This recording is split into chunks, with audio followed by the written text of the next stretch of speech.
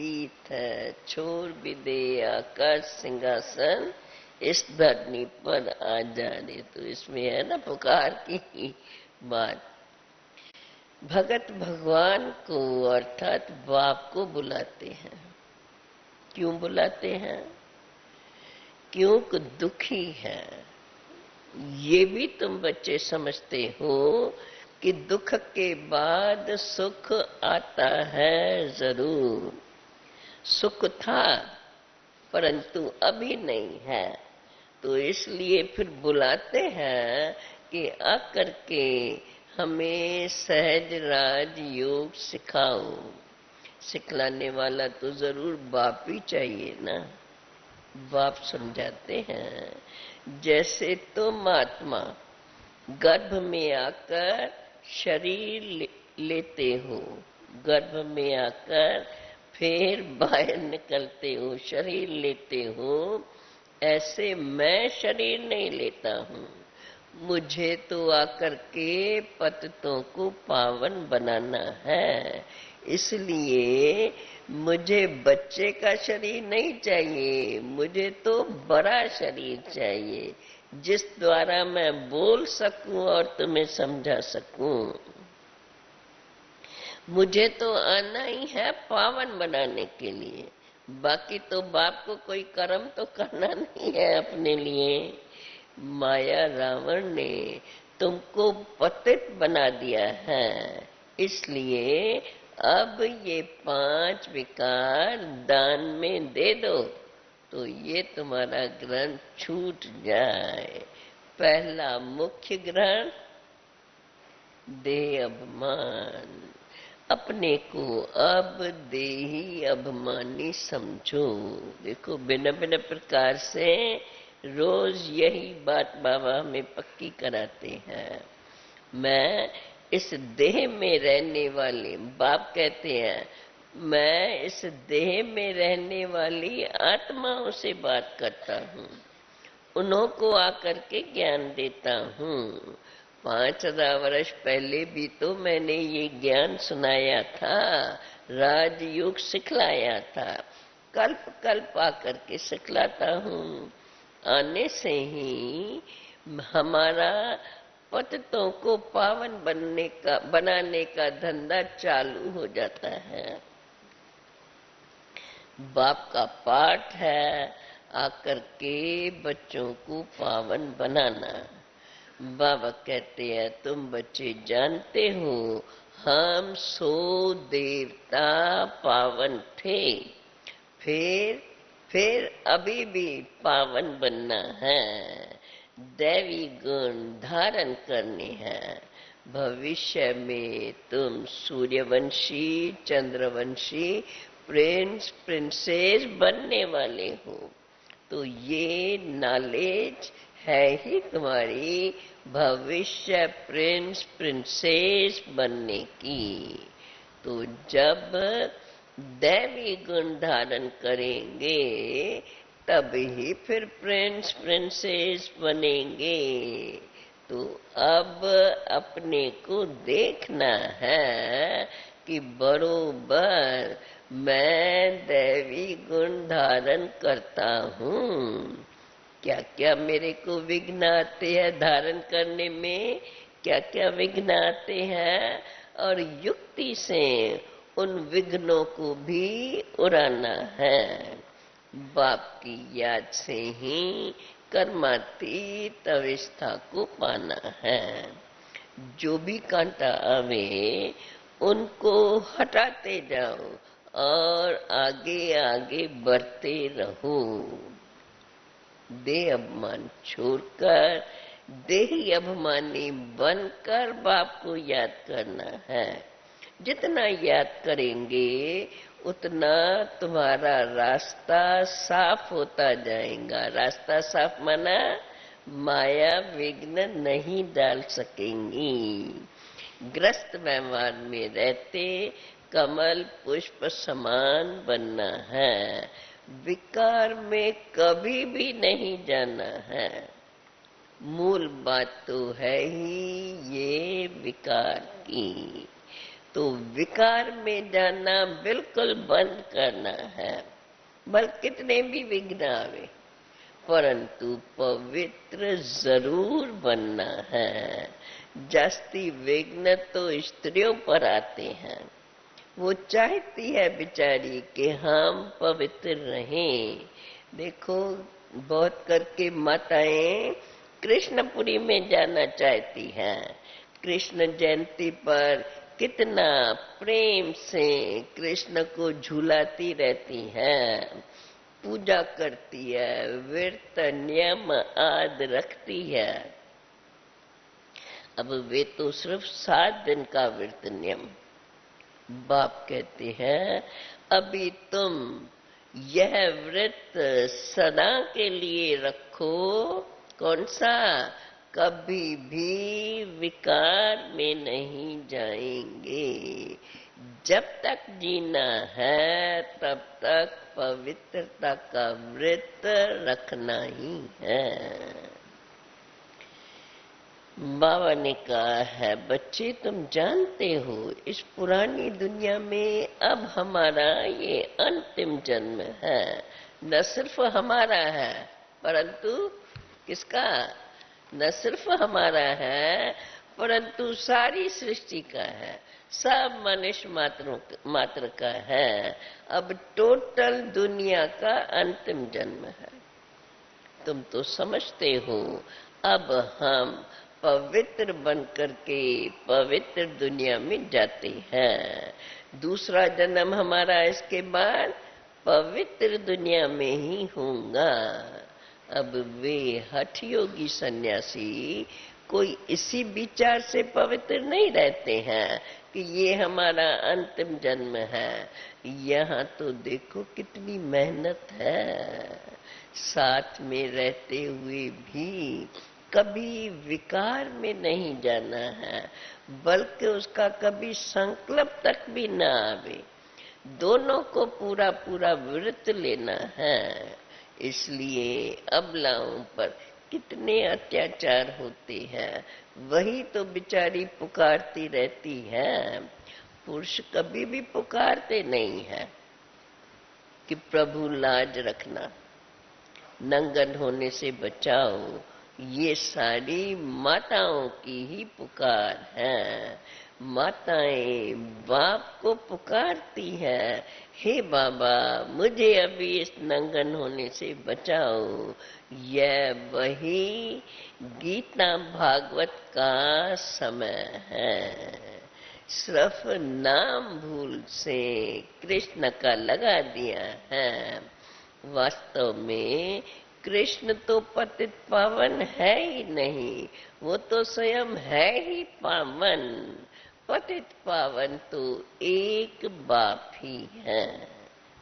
बाबा कहते हैं तुम बच्चे तो समझते हो कि पवित्र बनने के लिए कितनी मारें भी खानी पड़ती है। कल पहले भी ऐसे हुआ था, अब फिर से हो रहा है। एक द्रौपदी की बात नहीं है, मिसाल एक का है। देखो तुम कितनी द्रौपदियां हो, अनेक पतितों को पावन बनाना है। तुम माताएं निमित्त बनी हो पवित्र बन करके पवित्र बनाने के लिए। तुमको तो और ही जास्ती पढ़ाई पर ध्यान देना है। सुनते हो माताएं बहने? बाबा कहते हैं तुमको तो और ही जास्ती पढ़ाई पर ध्यान देना है। क्यों? अपनी हम जिन्स को उठाना है। सन्यासियों का तो है निवृत्ति मार्ग, और ये है प्रवृत्ति मार्ग, पवित्र प्रवृत्ति मार्ग। ग्रस्त व्यवहार, इसलिए ग्रस्त व्यवहार में रहकर पवित्र जरूर बनना है, और फिर पढ़ना है और पढ़ाना भी है, जिससे ही तो तुम ऊंच पद पाएंगे। पढ़ाई है बहुत सहज, समझाना है। भारत जो हीरे जैसा था, लक्ष्मी नारायण का राज्य था, अभी इतना गिरा क्यों है? हम आपको बेहद की हिस्ट्री ज्योग्राफी बताते हैं। फिर स्वर्ग कैसे बनेगा? मनुष्यों के तो ख्याल में ये कुछ भी नहीं है। ये किसको भी पता नहीं है कि लक्ष्मी नारायण जो पूज्य थे वे कोई फिर पुजारी भी बने हैं।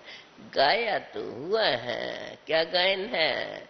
आपे ही पूज आपे ही पुजारी। ये कहावत परमात्मा के लिए नहीं है, परंतु देवताएं जो आपे ही पूज बने फिर खुद ही पुजारी बनते हैं। ये किसको भी पता नहीं है कि जो पूज्य थे वही पुजारी फिर तमो प्रधान बने हैं। पूज्य थे, जन्म लिया सृष्टि पर तो जरूर है पुनर्जन्म भी तो लेना होगा। अभी बाप बैठ करके तुम बच्चों को समझाते हैं, सत्युग में जो आते हैं उन्हों को भी पुनर्जन्म तो लेना ही है। हम सूर्यवंशी थे, फिर चंद्रवंशी बने, अब फिर हम ब्राह्मण वंशी बने हैं, फिर बनेंगे देवता वंशी। जैसे इनको बाप ने एडॉप्ट कर ब्रह्मा बाबा बनाया। कोई पूछे तुम कैसे बने? बोलो, हम तो है ना ब्रह्मा कुमार ब्रह्मा कुमारियां। तो कोई पूछे कि तुम ब्रह्मा कुमारी अथवा ब्रह्मा कुमार कैसे बने? बोलो, ब्रह्मा के मुख से परम पिता परमात्मा ने हमको अपना बनाया है। बापी तो आकर के पतितों को पावन बनाते हैं। अभी हम प्रतिज्ञा करते हैं पवित्रता की। परम धाम से बाप पतित दुनिया में आए हैं, तो बाप कहते हैं बाप को याद करने से ही तुम पावन बनेंगे। बाप कृपा करेंगे। बाप ने तो कृपा की है ना। कौन सी कृपा की? परम धाम से इस पतित दुनिया में पतित शरीर में आए हैं।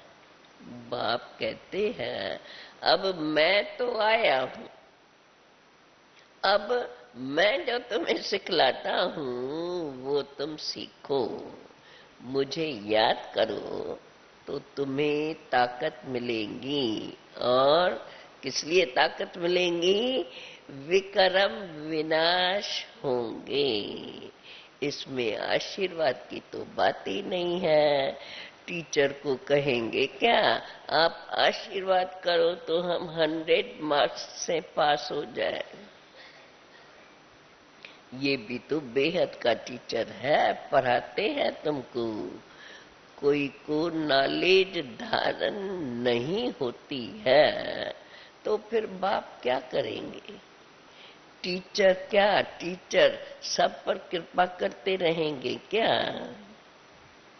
टीचर का तो काम है पढ़ाना।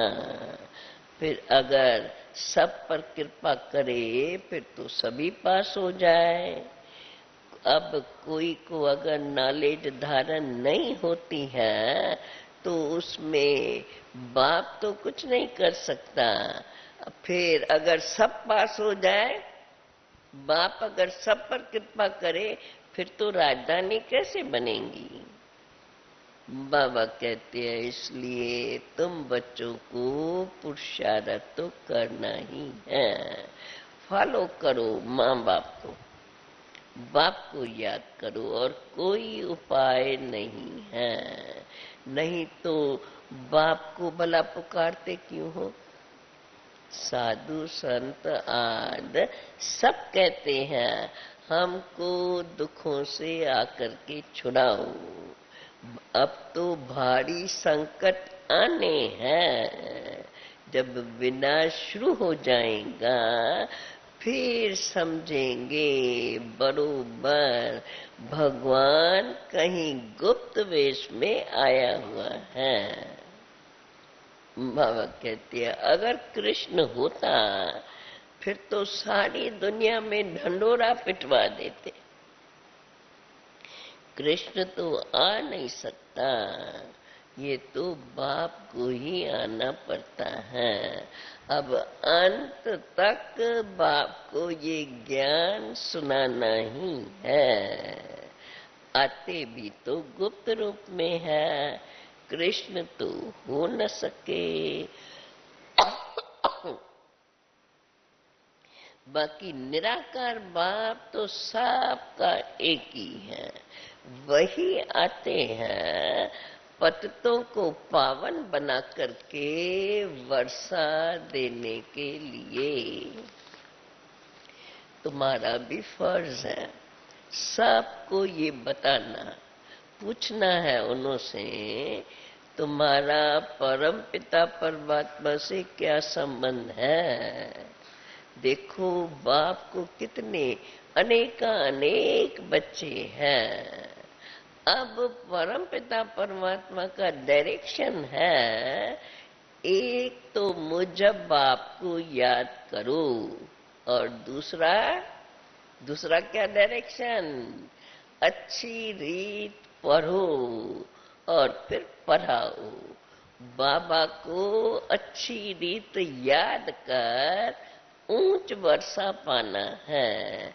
ये तो है सारी बेहद की हिस्ट्री डायग्राफी जो बाप तुम्हें समझाते रहते हैं। चित्रों पर भी तुम बहुत अच्छा समझा सकते हो। क्या समझाना है? भारत सतयुग में सिरताज था, सूर्यवंशी देवी देवताएं राज करते थे, फिर चंद्रवंशी राज हुआ, फिर तो धीरे धीरे कलाएं गिरती गई। ये भी तो देखना पड़े ना। अच्छी रीत पढ़ेंगे तो सीखेंगे भी, पढ़ेंगे नहीं तो नापास हो जाएंगे। बाबा हम बच्चों से बात कर रहे हैं तो बच्चों को कितना प्यार से सहज सहज भाषा में बाबा फिर समझा रहे हैं। पढ़ेंगे तो अच्छी रीत पढ़ेंगे तो सीखेंगे भी, अगर पढ़ेंगे नहीं तो नापास हो जाएंगे। सावधानी कौन दे? बाप ही तो आकर के सावधानी देंगे। देखो आजकल माया असावधान करने वाली बहुत है, माया असावधान करने वाले भी बहुत है। यहाँ बाप के आगे तो झूठ छिप नहीं सकता है।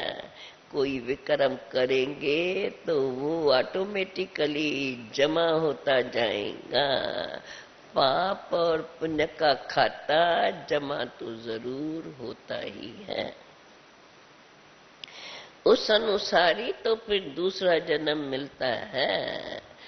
कोई भी पाप करेंगे तो जन्म भी तो उनको ऐसा ही मिलेगा। इसलिए बाप कहते हैं कोई पाप करते हो तो झट आकर के बाप को बतलाओ। ऐसे नहीं बस समझेंगे बाबा तो ईश्वर है, ईश्वर तो सब कुछ जानता है। बाप को बतलाना जरूर पड़े। इस जन्म में जो पाप किए हैं वह आत्मा तो जानती है कि मेरे से क्या क्या पाप हुए हैं। सब कुछ याद रहता है कि हमने क्या क्या काम किए हैं। बाप दादा को बतलाओ कि हमने क्या क्या किया। इसमें मुख्य बात तो बाप यही कहते हैं कि विकार की मुख्य बात है। बाकी चोरी करना, ठगी करना, झूठ बोलना ये तो छोटी छोटी बातें हैं। मुख्य है विकार की बात। काम महाशत्रु है। विकार में जाने वाले को ही पतित कहा जाता है। इन विकारों पर पहले इन विकार पर पहले जीत पानी है। तुम्हारा दुश्मन है ही रावण, जो तुम्हें पतित बनाते हैं। रावण कहने से 5 विकार ही उसमें आ जाते हैं, जो तुम्हें पतित बनाते हैं। अब पावन बनने के लिए बाप को याद करो। बाप का बनकर अगर फिर विकार में गिरे तो बहुत चोट लगेगी। इसलिए पहले तो देह अभिमान छोड़ना है, फिर काम महाशत्रु है, उस पर विजय पानी है। सारी युद्ध इस पर ही है। अब ये सब बातें बाप तुम्हें समझाते हैं। इन सब बातों को समझकर फिर औरों को भी समझाना है। बाप पूछेंगे, तुमने कितनों को सच्ची गीता व सत्यनारायण की कथा सुनाई? ये है सत्यनारायण की कथा, अमर कथा भी इसको कहा जाता है। पापात्माएं तो अनेका अनेक हैं। तो बाबा कहते हैं, बच्चे ये भी अपना पोता मेल बनाओ कि कितनों को मैंने ये अमर कथा सुनाई, तब समझे बरोबर तुम ब्राह्मण हो। कितने को आप समान बनाया है। बाकी ये तो है ही सहज योग की बातें। तुम बच्चों को पहले पहले बाप का परिचय देना है। दुनिया में ये तो कोई जानते ही नहीं है। देखो, बाप के पास बहुतों के सर्टिफिकेट भी आते हैं। माना तुम बच्चे जिन्हों को समझाते हो तो बाबा के पास कईयों के सर्टिफिकेट भी आते हैं। लिखते हैं, बाबा हमको फलानी ने ऐसे समझाया। वही गुरु निमित्त बनी है स्वर्ग का मालिक बनाने। अधिकतर युगल होते हैं ना, जो पहले नहीं चलता है, तो फिर वो भी ऐसे बाबा को आके महिमा सुनाते हैं। लिखते हैं, फलाने ने ऐसा समझाया, वही गुरु निमित्त बना स्वर्ग का मालिक बनाने। ब्रह्मा कुमार ब्रह्मा कुमारियां तो सबूत देते ही हैं, परंतु जो बनते हैं वो किसको समझाते हैं? किसको समझाते हैं? किसको ले आते हैं? ले तो आना है जरूर। जिनको निश्चय होगा वो तो फट से कहेंगे, पहले मैं बाबा की गोद तो ले लूं। देखो, क्रिश्चियन में बच्चा पैदा होता है तो उनको पहले पहले क्रिश्चियनाइज कराते हैं, पादरी के पास ले जाते हैं। हम भी तो अभी ईश्वर के गोद का बच्चा बने हैं। सतगुरु की गोद तो आके लेवें। गोद ली, बाप से मिले, ये तो हमारा अब वर्षा हो गया। बाप से मिले, बाप का बन गए तो फिर वर्षा मिल गया। ऐसे मस्त जो समझे और कहे नहीं मुझे तो बाप के गोद में जाना ही है अथवा बाप से मिलना ही है, ऐसे मस्त कोई मुश्किल निकलते हैं। परंतु समझाना तो है ना, आगे चल करके अच्छी रीत समझेंगे। तुम्हारे में यह ताकत बढ़ती जाएंगी, फिर वे बाप से मिलने के बगैर ठहर नहीं सकेंगे, एकदम भागेंगे। क्योंकि ये तो माँ बाप भी है, टीचर भी है, फिर गुरु भी है।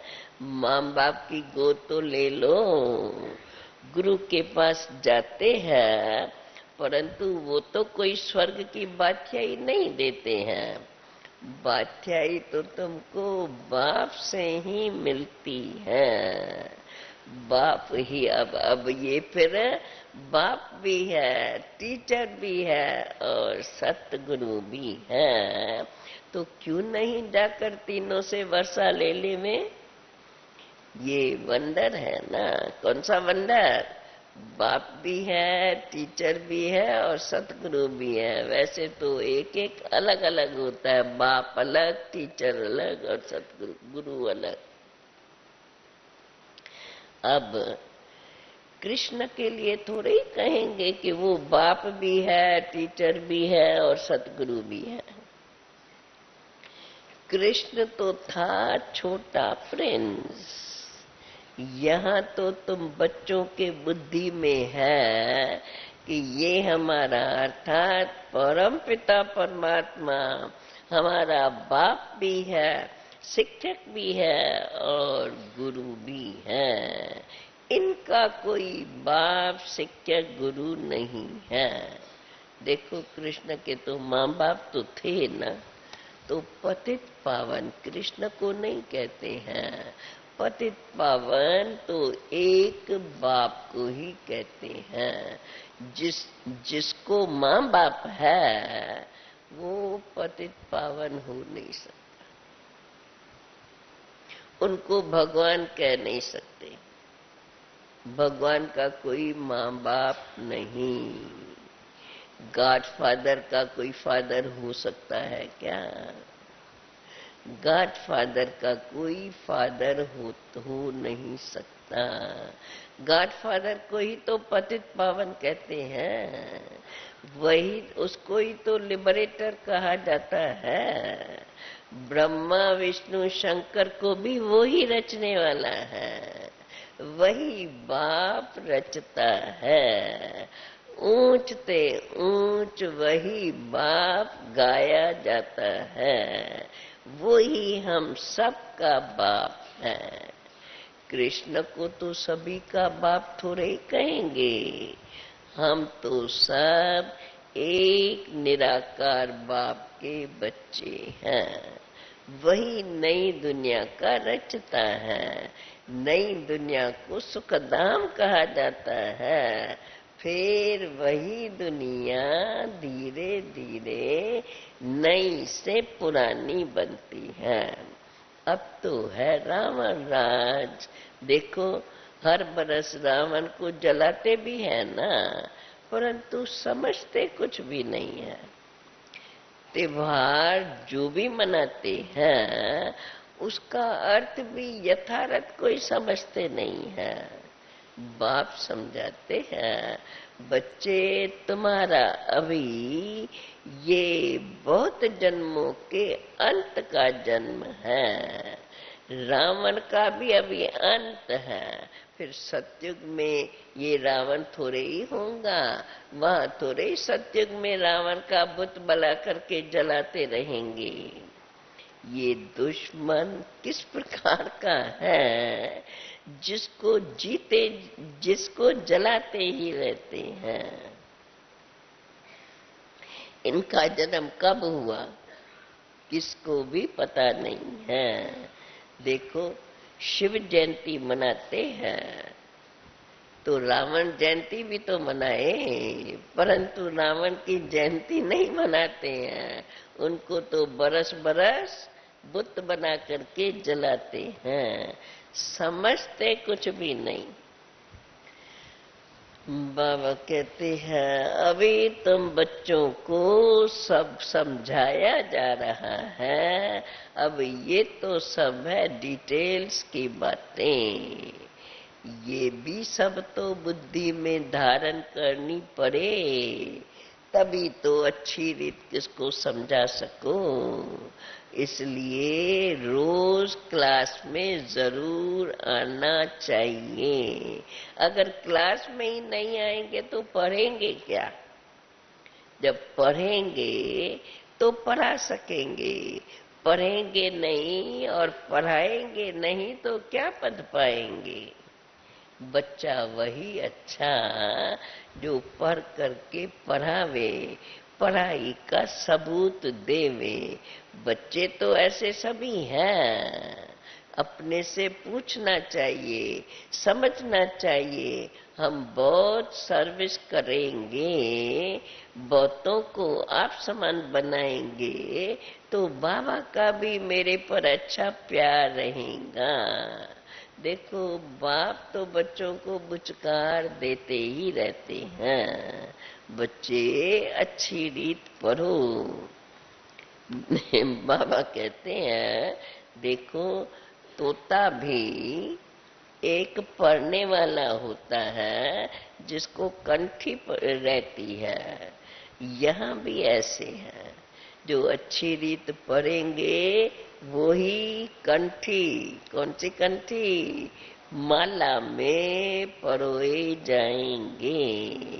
पढ़ते ही नहीं तो जैसे जंगली है, वे विजय माला में आ नहीं सकते। बाबा तो तुम बच्चों को अच्छी रीत पढ़ाते हैं, तो तुम बच्चों को अच्छी रीत पढ़ना भी है और पढ़ाना भी है। ये है सच्ची सच्ची कथा, जो सच्चा बापी तुम्हें सुना रहे हैं। सचखंड की अब स्थापना करते हैं। लक्ष्मी नारायण के राज में तो झूठ तो कभी कोई बोलते ही नहीं है, इसलिए अभी से बाप तुम्हें सच बोलना सिखलाते हैं और सच्चा बना रहे हैं। तब ही सचखंड में जाकर के फिर अपनी राजाई करेंगे। तो अब ये सचखंड की स्थापना का कार्य हो रहा है, जहाँ फिर लक्ष्मी नारायण का राज रहेगा। अच्छा अच्छा, मीठे मीठे सिकिल दे बच्चों प्रेत, माता पिता बाप दादा का याद प्यार और गुड मॉर्निंग। रूहानी बाप की रूहानी बच्चों को नमस्ते। रूहानी बच्चों की रूहानी बाप को नमस्ते।